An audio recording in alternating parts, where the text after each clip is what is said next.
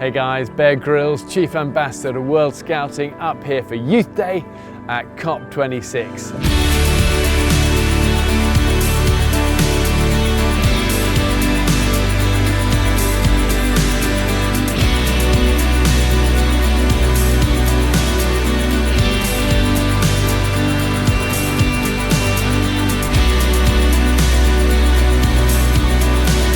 Arguably this is the most important day for this climate conference, because ultimately this is about protecting the planet for our young people. I'm incredibly proud to be part of your family, your global scouting family. We are now 57 million strong, young people making a promise to the planet.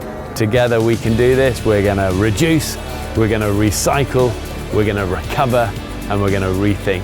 Whatever you're doing to help the planet is a great, strong, important, positive step, and let's hope and fight for our leaders to do the same, to make their promise to the planet, to move away from those fossil fuels, to invest in renewable energies, to do all they can to protect our oceans and our forests.